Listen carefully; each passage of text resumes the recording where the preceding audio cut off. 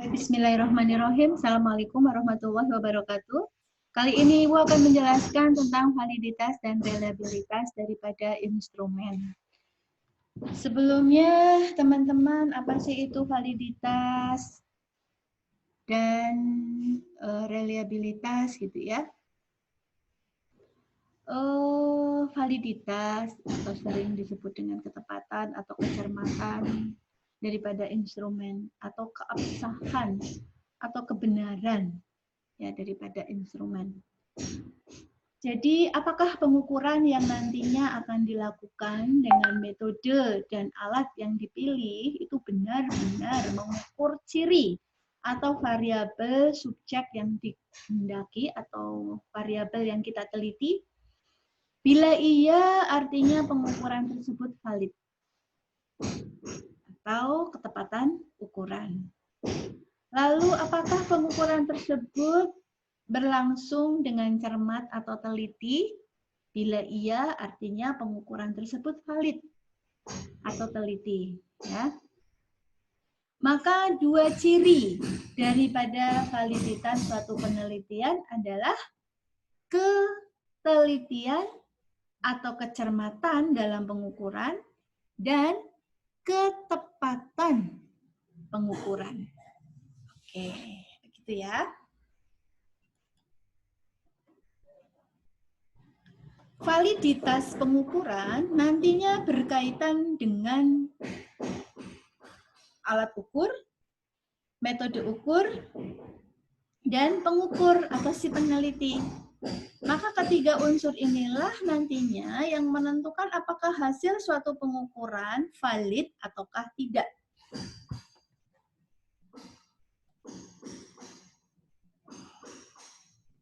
Saya ulangi bahwa untuk validitas pengukuran berkaitan dengan alat ukur, metode ukur, dan pengukur sendiri atau si peneliti. Ketiga unsur ini yang menentukan apakah hasil suatu pengukuran nantinya dikatakan valid ataukah tidak.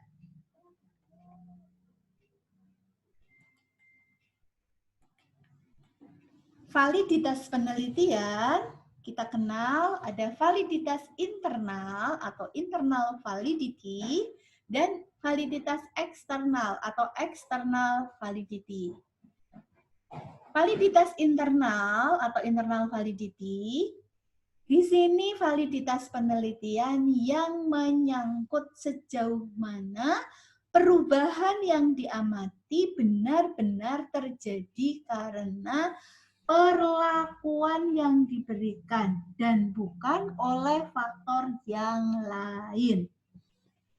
Sedangkan validitas eksternal atau external validity ini merupakan validitas penelitian yang menyangkut sejauh mana hasil suatu penelitian tersebut dapat digeneralisasikan pada populasi.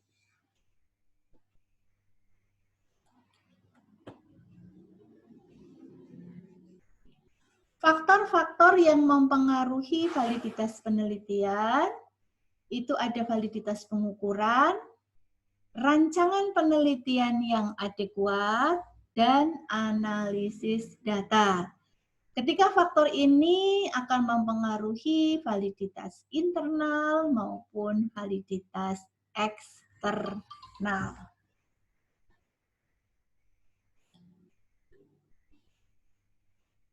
Kembali ke validitas pengukuran. Validitas pengukuran jenisnya ada validitas isi, ada validitas kriterium atau validitas prediksi, dan validitas konstruk. Validitas isi adalah validitas yang menggambarkan tingkat representasi isi atau substansi pengukuran terhadap konsep variabel. Sebagai contoh, pengukuran suhu, jumlah sel darah, suara jantung, dan sebagainya. Validitas pengukuran biasanya sudah cukup jelas. Pada penelitian kesehatan masyarakat, ada pengukuran tentang persepsi ibu terhadap program imunisasi anak balita, perilaku keluarga terhadap penderita schizofren, akseptabilitas masyarakat terhadap pengobatan tradisional. Ya, jadi sekali lagi validitas isi adalah validitas yang menggambarkan tingkat representasi isi atau substansi pengukuran terhadap konsep variabel.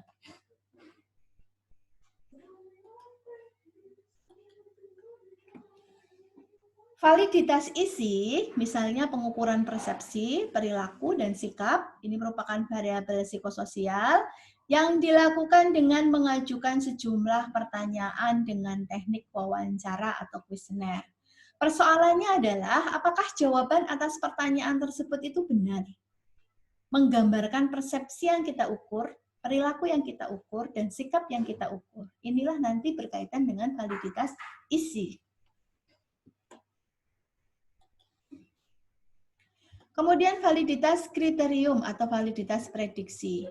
Validitas kriterium atau validitas prediksi ini merupakan validitas yang menggambarkan tingkat ketepatan suatu instrumen pengukuran untuk memprediksi atau meramalkan kriteria tertentu dari subjek penelitian. Sebagai contoh, uji keseimbangan tubuh atau fungsi vestibuler sebagai alat untuk memprediksi keterampilan calon penerbang pesawat tempur untuk mengemudikan pesawat. Uji audiometri ini untuk menguji kemampuan pendengaran seseorang. Jadi sekali lagi validitas kriterium atau validitas prediksi merupakan validitas yang menggambarkan tingkat ketepatan suatu instrumen pengukuran untuk memprediksi atau meramalkan kriteria tertentu dari subjek penelitian yang kita tetapkan. Yang berikutnya adalah validitas konstruk. Validitas konstruk adalah validitas yang menggambarkan ketepatan pengukuran dalam menilai ciri atau keadaan subjek sehubungan dengan teori atau hipotesis yang melatar belakanginya. Nah, validitas konstruk ini menggambarkan dua hal, yaitu validitas pengukuran dan kebenaran teori atau hipotesis.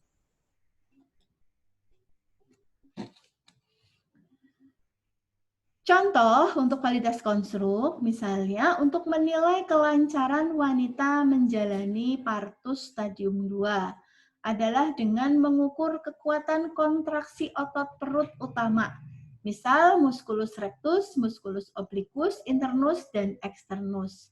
Hipotesisnya adalah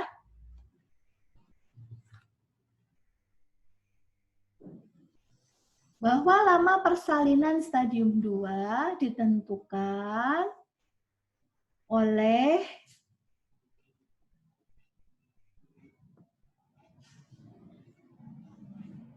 kekuatan mengejan perut yang ditentukan oleh kekuatan kontraksi otot perut utama.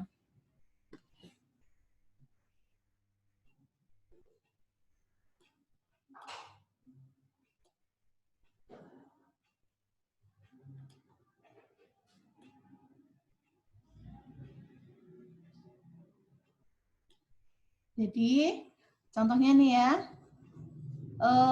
untuk menilai kelancaran wanita menjalani partus stadium 2 adalah dengan mengukur kekuatan kontraksi otot perut.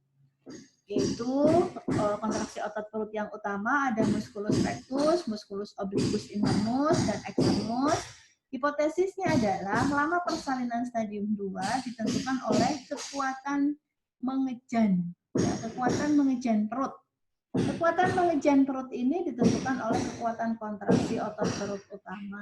Misalnya seperti itu.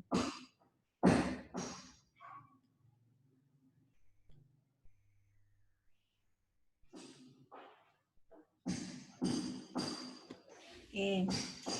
Nah, pada pengukuran validitas atau untuk mengetahui validitas suatu instrumen, biasanya kita menggunakan person product moment analisisnya. Sedangkan untuk reliabilitas itu konsistensi alat ukur yang ajak, andal, hasilnya tepat, dapat dipercaya. Artinya apakah pengukuran yang kita lakukan berkali-kali pada objek yang sama menghasilkan nilai yang sama? Kalau ya, berarti reliable atau konsisten. Lalu apakah nilai yang diperoleh dengan pengukuran tersebut merupakan nilai yang sebenarnya? Kalau ya, berarti reliable. Seberapa besar penyimpangan nilai hasil pengukuran dari nilai yang sesungguhnya? Kalau jawabannya sedikit sekali atau mendekati 0, berarti reliable. Berarti di sini ada presisium, ada ketelitian. Ciri-ciri reliabilitas, konsistensi hasil pengukuran. Jadi ada konsistensi hasil pengukuran. Lalu ketepatan pengukuran dan ketelitian pengukuran. Dalam prakteknya, ciri-ciri tersebut tidak pernah terpenuhi secara mutlak. Ya, dalam prakteknya, ciri-ciri konsistensi hasil pengukuran, ketepatan, dan ketelitian jarang terpenuhi secara mutlak.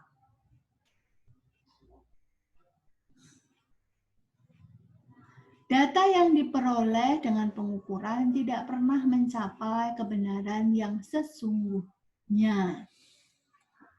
Ya, seperti itu. Sebagai contoh di sini untuk pendekatan reliabilitas, misalnya XB itu sama dengan XA ditambah XS.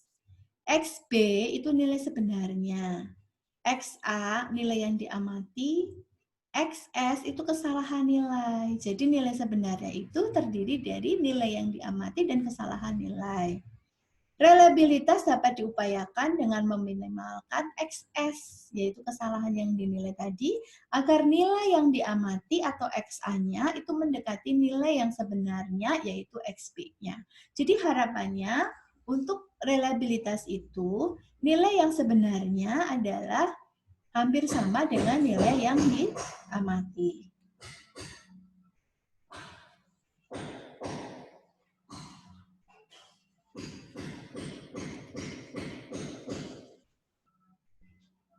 Jadi, kesimpulannya, validitas dan reliabilitas merupakan pengukuran yang valid adalah juga merupakan pengukuran yang reliable. Pengukuran yang tidak reliable otomatis merupakan pengukuran yang tidak valid, kesimpulannya seperti itu. Untuk reliabilitas sendiri, untuk reliabilitas sendiri, uji analisis yang biasa dipakai misalnya adalah menggunakan untuk instrumen yang menggunakan skala, biasanya menggunakan alpha Cronbach, sedangkan untuk instrumen yang sifatnya tes, biasanya menggunakan Coulter Ricketson atau KR20. Ya.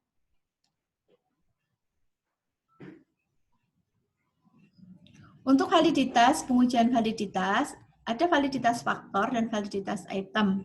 Untuk pengujian validitas faktor, bila itemnya ini menggunakan lebih dari satu faktor. Lalu mengkorelasikan skor faktor, yaitu skor dalam satu faktor dengan total skor faktor. Sedangkan untuk validitas item, ini mengkorelasikan skor item dengan total skor item.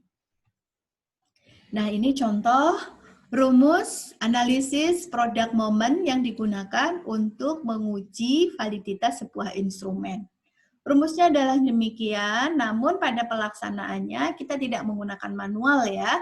Kita akan menggunakan nanti program yang mungkin Anda juga diajarkan. Salah satunya adalah menggunakan program SPSS, yaitu untuk menganalisis. Termasuk menganalisis uji validitas ini.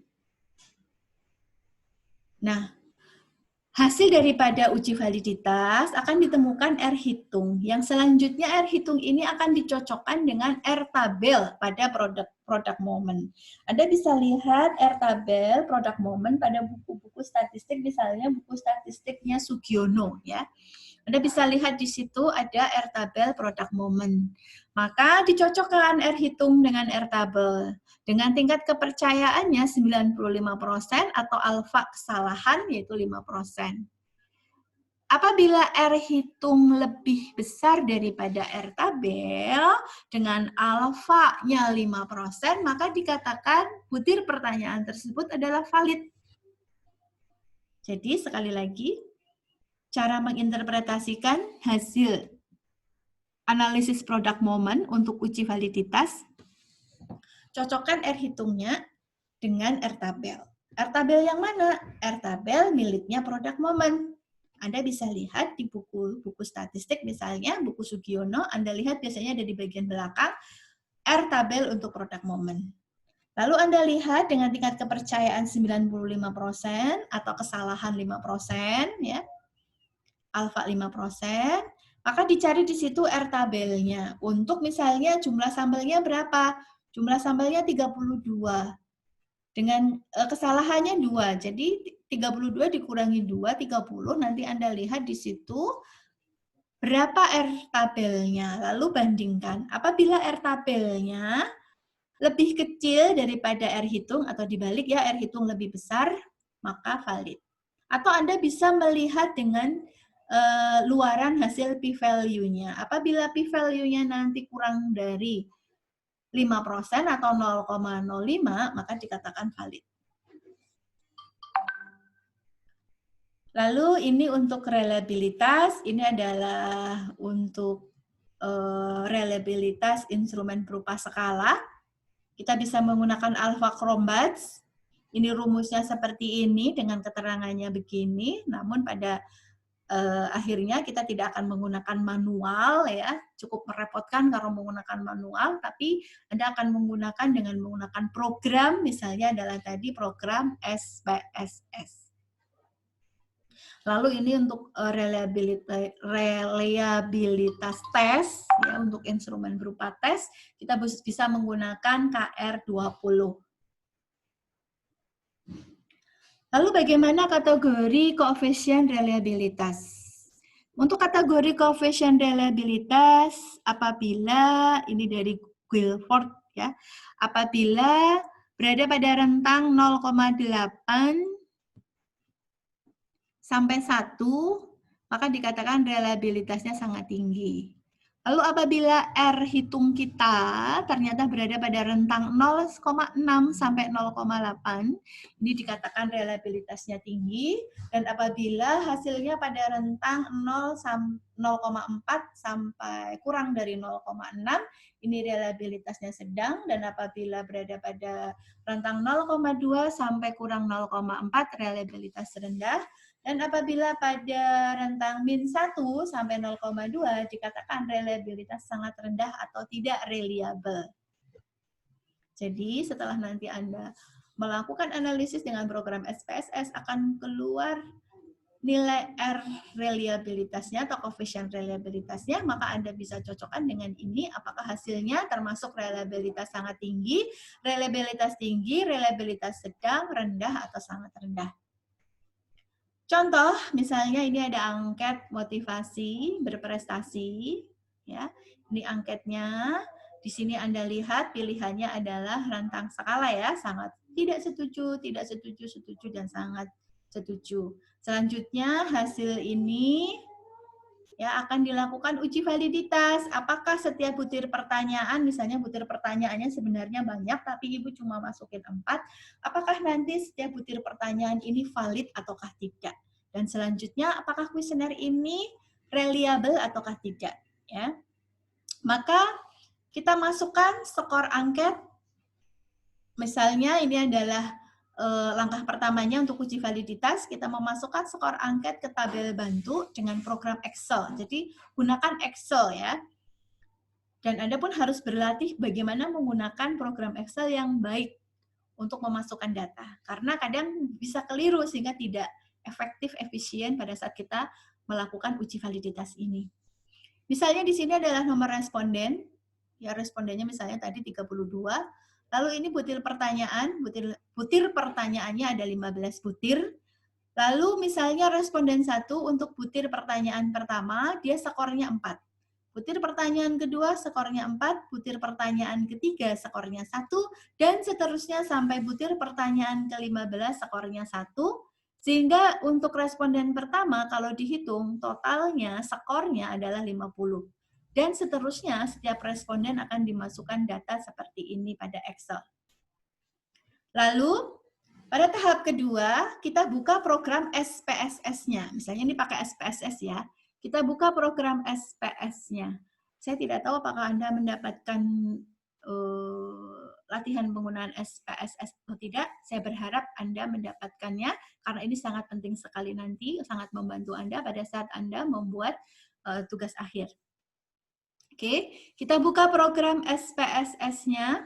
Kalaupun Anda tidak mendapatkan, Anda harus mencari ya bagaimana cara menggunakan SPSS. Oke, kembali lagi kita buka program SPSS-nya. Di dalam program SPSS itu ada dua menu. Yang pertama adalah data view dan variable view. Selain nanti ada luaran ya. Yang harus kita perhatikan pertama adalah bagaimana kita mengisi variable view. Misalnya tadi kita memiliki butir soal 1-15 ya dengan total skornya. Lalu setiap butir soal ini kita masukkan tipenya apa? Ya misalnya di sini tipenya numerik. Kalau kedalaman ini nggak usah begitu diperhatikan, lewati saja. Kita perhatikan desimalnya, kita buat 0 di belakang koma.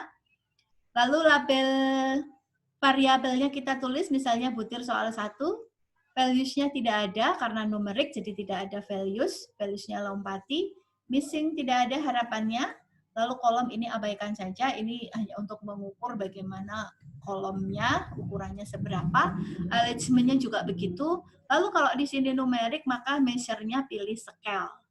Lalu kita inputkan. Kemudian setelah mendefinisikan semua variabel, maka langkah ketiga kita masukkan data ke dalam SPSS.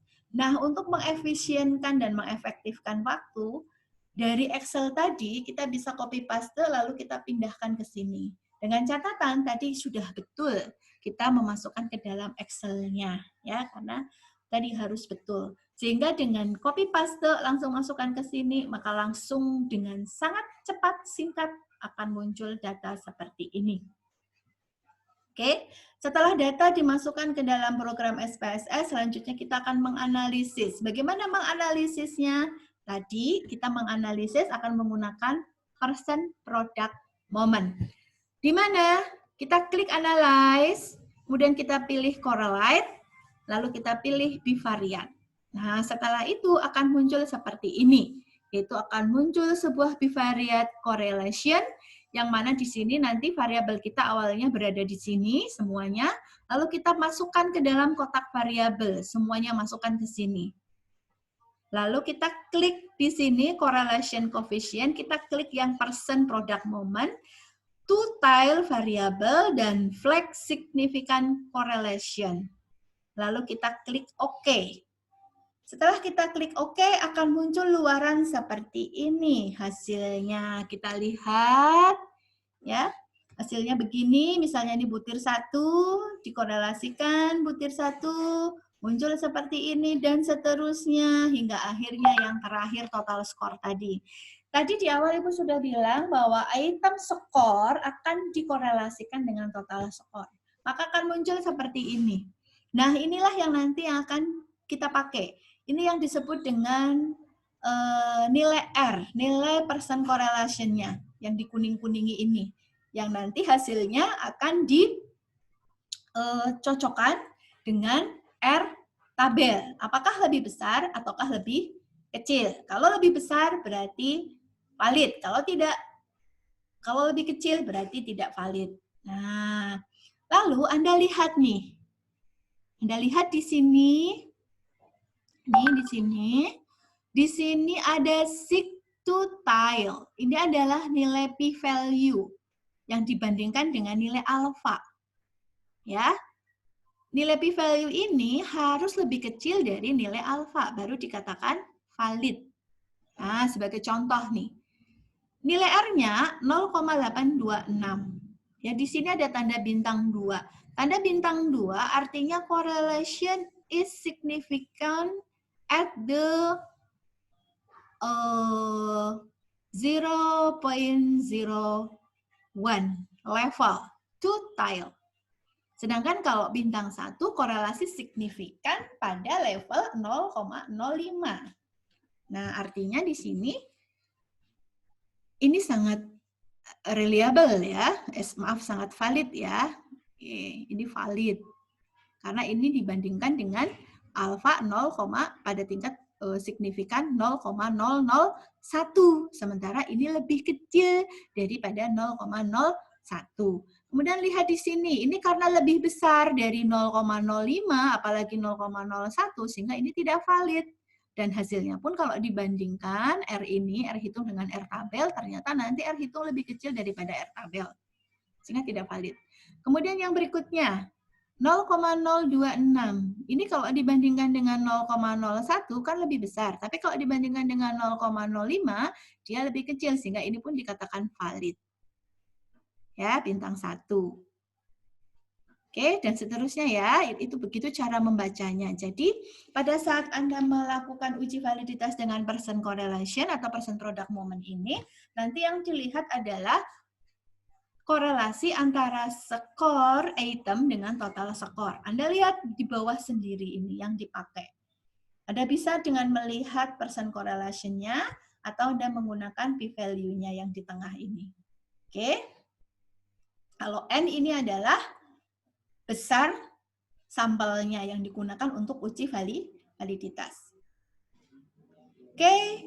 Kalau kita mau merangkum, kita masukkan R hitung dari setiap butir pertanyaan, lalu di sini adalah R tabel, ya dengan sampel 32.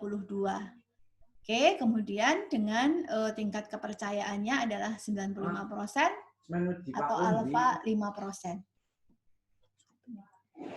Suruh beli. Terus kayak semen. Sehingga di sini nanti interpretasinya apa? Valid, tidak valid. Lah nanti ini biasanya dilampirkan di hasil hasil uji validitasnya. Anda konsulkan dulu kepada pembimbingnya. Jadi ini juga dikonsulkan ke pembimbing dan ini Anda sudah buat konsulkan ke pembimbing sehingga akan lebih mudah. Lalu nanti akan dilampirkan di hasil untuk memperjelas di penjelasan tentang uji validitas, reliabilitas. Apakah hasilnya dari hasil uji validitasnya ini butir pertanyaan mana saja yang valid dan tidak valid. Ini contoh ya, R hitungnya adalah 0,228 sementara R tabelnya adalah 0,349 sehingga lebih kecil makanya tidak valid. Nah, setelah tidak valid, pertanyaan-pertanyaan ini tentunya tidak bisa digunakan. Ada dua pilihan, dibuang atau diperbaiki. Kalau diperbaiki, nanti harus diuji validitas lagi. Itulah mengapa pada saat kita membuat instrumen, membuat kuesioner misalnya, harus banyak butir pertanyaannya. Karena mengantisipasi ketika instrumen tersebut tidak valid, butir pertanyaannya tidak valid. Ingat ya, tadi sudah dijelaskan validitas isi itu harus mewakili setiap komponen yang akan kita kaji, yang akan kita kumpulkan datanya dari instrumen tersebut. Makanya instrumennya pun harus memenuhi. Jangan sampai butir pertanyaan untuk setiap subvariabel ternyata hilang, padahal kita mengatakan bahwa butir pertanyaan itu terdiri dari subvariabel ini. Tapi ternyata tidak ada, ya berarti itu tidak valid. Walaupun instrumen yang Anda pakai, misalnya butir pertanyaannya katakanlah ada 12, valid semua. Tetapi tidak mewakili sub dari variabel. Maka itu pun dikatakan tidak valid kalau dilihat dari validitas isi. Begitu ya. Semoga Anda tidak bingung.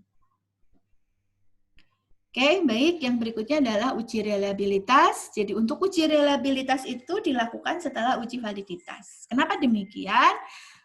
Karena nanti pada uji validitas ini, pada uji reliabilitas ini, maka hasil uji validitas dari butir-butir soal yang valid saja yang akan dimasukkan ke dalam analisis reliabilitas. Jadi yang tidak valid itu tidak akan dimasukkan ke dalam uji reliabilitas. Paham ya? Sekali lagi. Untuk uji reliabilitas didasarkan pada butir soal yang dinyatakan valid. Baru nanti akan dimasukkan ke dalam uji reliabilitas. Bagaimana caranya ketika kita menggunakan SPSS? Maka yang pertama, membuka data pada hasil skor kuesioner pada SPSS, yaitu pada pengujian validitas. Mana yang valid dan mana yang tidak valid. Lalu yang berikutnya adalah menganalisis.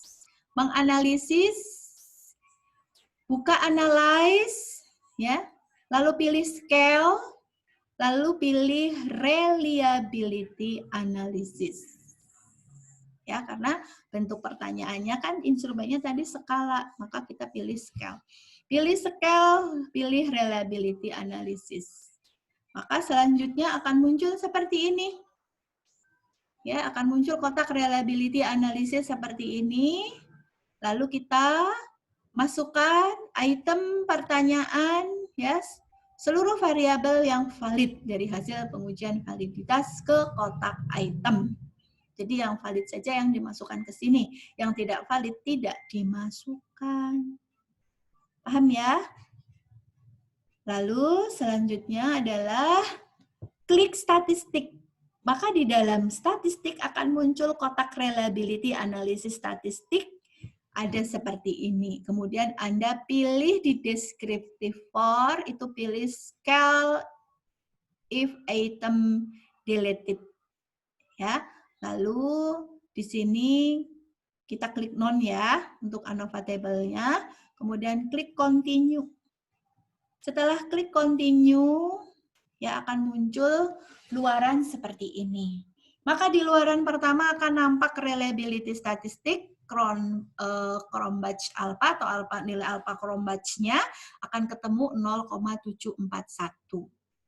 Ya, dengan item yang di reliability tadi ada 9 yang valid dari 14 pertanyaan akan muncul seperti ini. Anda lihat item total statistiknya untuk per butirnya, kalau ini totalnya 0,741.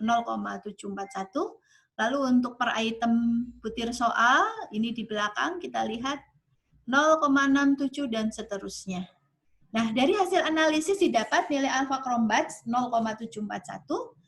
Sedangkan nilai R kritisnya, uji dua sisinya pada signifikansi 5% dengan besar sampelnya adalah 32, maka DF-nya, besar sampel dikurangi 2 ada 30. Nanti dilihat di tabel alpha Cronbach-nya ternyata ditemukan sebesar 0,349. Ini adalah nilai untuk DF 30 dengan signifikansi 5% ditemukan 0,3494.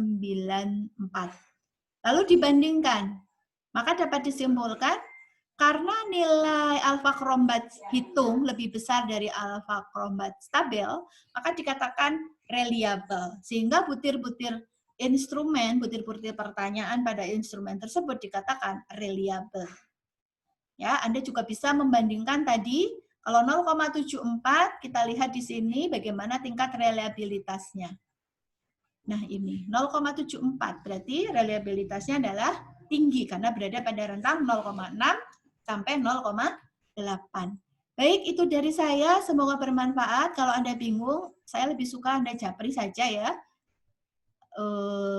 Bisa bertanya lebih lanjut tentang uji validitas reliabilitas. Adapun materi Ibu ambil dari kajian jurnal tentang modul uji validitas dan reliabilitas. Tadi contoh-contohnya Ibu ambil dari situ ya. Baik, itu saja dari saya. Semoga bermanfaat. Saya akhiri sampai di sini. Wassalamualaikum warahmatullahi wabarakatuh.